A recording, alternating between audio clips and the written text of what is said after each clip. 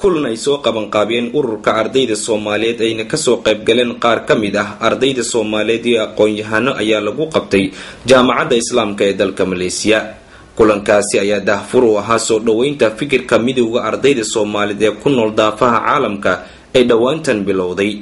Maxamed Weli oo matalaya ardayda wax ka barata wadanka Australia kana soo qayb galay kulankaasi ayaa sheegay in midowga ardayda Soomaaliyeed ay tahay fikir lagu mideynayo ardayda meel walba ay joogaan. maaha waa fikrad socota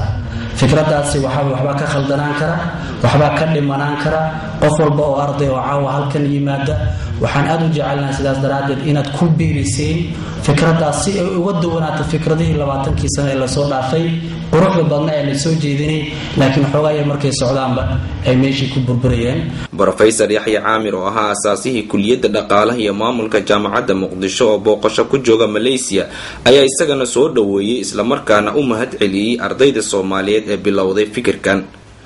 فماسيهن أرديدا أما أوركا أما فكرك أرديدا وريجا هذا صومالي أرديدا مركز تيجوغان إنه هو مدايل هو أنا وحنك منا غنا أرديدا مركز. ugu dambeyntii gudoomiyaha ardayda Soomaaliyeed ee Malaysia Cabdisalaam Maxamuud iyo qaar kale oo ardayda ayaa ka dhiibanaya fikirkooda siday u arkaan midowga ardayda Soomaaliyeed ee ku nool daafaha caalamka ayagoo ku tilmaamay inay tani noqon karto wadadii guusha loogu horseedi lahaa inay wax ka bedelaan masiirka Soomaaliya. waxaan u arkaa Worldwide Somali Students inuu yahay network isku xiraya dhammaan ardayda Soomaaliyeed meel walba ay joogto mathali karo codkooda kana qayb qaadan karo dhammaan go'aamaadka iyo masiirka shacabka Soomaaliyeed sidii loo go'aansan lahaa meel qurux badan loo geyn lahaa. waxaan rajaynayaa in fikirkani uu ahaan doono mid guuleysta ardayda Soomaaliyeedna codkooda iyo waxay u baahan yihiin labadaba matala hadii siyaasiyiin tahay iyo hadday tahay mid education fieldiga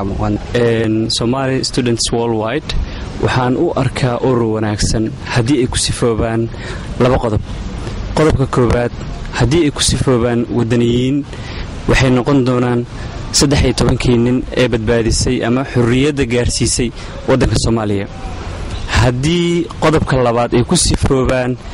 dad qabyaaladda ka nasahan ayadana waxay keeni kartaa ama horseedi kartaa in Soomaaliya dhibka hadda ay ku jirto ay ka baxdo at the same time ay gaarto horumar iyo wanaag oo ay ka mid noqoto dawladaha Afrika laga xushmeeyo. runtii waxay u muuqataa in ay tahay bilaaw cusub isla markaana ay daafur ay u yihiin arday Soomaaliyeed kuwaasoo ka ambaqaadaya marka koobaadba waxbarashada iyadoo loo baahan yahay mar walba in ay salna ay u ahaato dad aad iyo aad u jecel inay noqdaan dalkooda walow taasi markii aad dalka aad joogto dadku ay dalka jecel yihiin hase yeeshee markaad banaanka aad timaado ay ku soo baxayso in 90% dadka qalbigoodu ay wadaniintu ay ku yartahay. waxaan leenahay fikirkan waa fikir wanaagsan oo saliim ah oo ummadda Soomaaliyeedna u dhaxeeyo. waxaan isleenahay waa fikir ummadda Soomaaliyeed badbaadi kara maxaa yeelay waxaa jirtay dhalinyaro oo 13 ah oo aqoonsaas u buuran lahayn wadanka badbaadisay. marka kumanaan qof oo Soomaali ah oo maanta wax baratay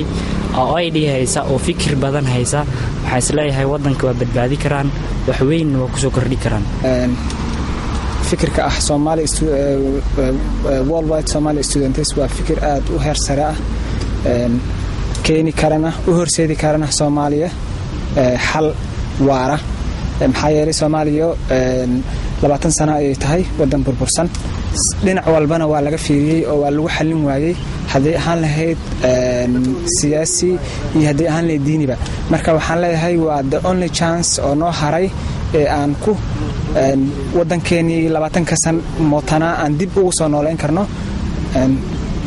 si aan ma aragtay caalamka una hala qaadno. marka waxaan leeyahay Worldwide Students u dhabar adeega caqabada badan waa la kulmi doontaan. marka caqabadahaas ha noqdaan kuwa lagu caqabadahaas ayaga ha noqdaan kuwa lagu xalliyo ma aragtay si academic ah. ardada Soomaaliyeed ee ku nool dalka Malaysia ayaa si aad ah u soo dhaweeyay fikirka ah midowga ardada Soomaaliyeed ee ku nool daafaha caalamka ayagoo ay ku tilmaameen inay la mid tahay 13 dhalinyaro ee ururka SYL kuwaas oo horseeday dalka Soomaaliya xornimada maanta ay haysato Soomaaliya waxayna ku booriyeen inay fikirkooda sii wadaan isla markaana ay sii gaarsiiyaan gudaha dalka Soomaaliya Saciid Cumar Universal TV Kuala Lumpur Malaysia